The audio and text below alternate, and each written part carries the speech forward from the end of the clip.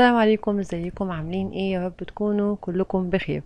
النهاردة اليوم ال17. بيقول: هاجسي انت، عمرك كنت مهووس بشخص؟ نقول السؤال بمعنى تاني: عمرك كنت مكتفي بحد واحد وفجأة الحد ده صدمك صدمة كبيرة وبقيت مش عارف تعمل ايه، وحصل زي موقف بسيط جدا تافه مفهوش اي حاجة والدنيا ما ظبطتش بعد كده؟ كتير مننا بيحصل ده. اعرف واحدة كانت عندها صديقة اختارتها ما بين كل الناس.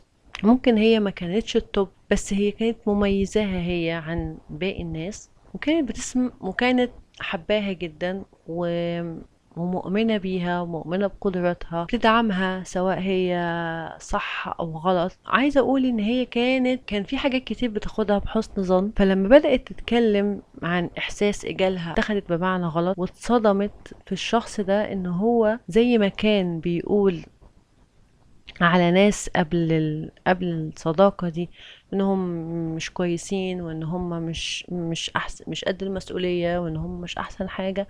الكلام اتقال لها هي كلام ان هي مش قد المسؤولية، وان هي مش احسن حد، وان هي كذا وكذا وكذا. فدي كانت صدمة كبيرة جدا لل... للبنت دي.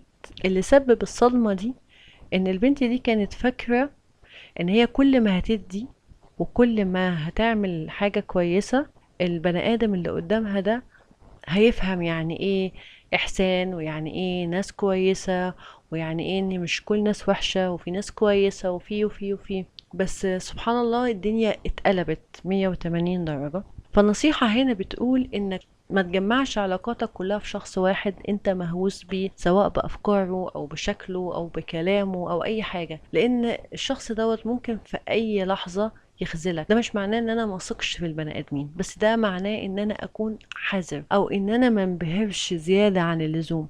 كل بني ادم بيبقى عنده حاجات حلوة وحاجات وحشة، وممكن تلاقي فيه جوانب في شخصيته واو دي موهبة من عند الله، وفي جوانب تانية هو عادي فيها.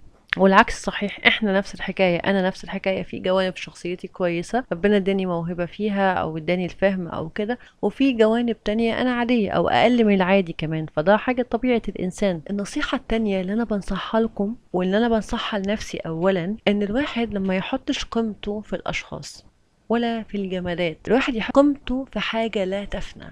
الحاجة اللي هي لا تفنى دي اللي هي الله سبحانه وتعالى. ان انا احط قيمتي في انسان هيخذلني، قيمتي في شيء معين ممكن ما يبقاش موجود، يروح يحصل له اي حاجة. اما لو حطيت قيمتي في الله سبحانه وتعالى، حاجة الله لا يفنى، حاجة بستمد منها قوتي واستمد منها طاقتي، هو اللي خلقني فعارف ايه اللي يحركني وايه اللي يوقفني، وايه الحاجة اللي تخليني ادمر نفسي بنفسي، وايه الحاجة اللي تخليني اكون اقوى. سبحان الله. فلما بنحط قيمتنا في ناس او اشياء، ربنا زي كأنه بيبعدها عننا عشان يقولنا ويعلمنا درس مهم جدا: قيمتك فيا انا، بس انا اللي خلقتك مش في الاشخاص. الخلاصة اننا ما نكونش مهووسين باشخاص، لان كل واحد مننا فيه الحلو وفيه الوحش. والحاجة التانية اننا نحط قيمتنا في الله سبحانه وتعالى، هو الابقى. بس كده. اتمنى تكونوا استمتعتم واستفدتم، اتمنى تكونوا استمتعتم. لو حد عنده اي مشاركة ممكن نشاركها لي في الكومنتات، هكون مبسوطة جدا وممتنة جدا لاي حد. طبعا ما تنسوش تعملوا لايك وتشتركوا في القناة وتفعلوا جرس التنبيه عشان يوصل لكم اي حاجة جديدة. وطبعا احنا وصلنا ل1000 وده حاجة واو بالنسبة لي، وشكرا جدا ليكم. ربنا يسعد قلوبكم كلكم. اشوفكم في الفيديو الجاي.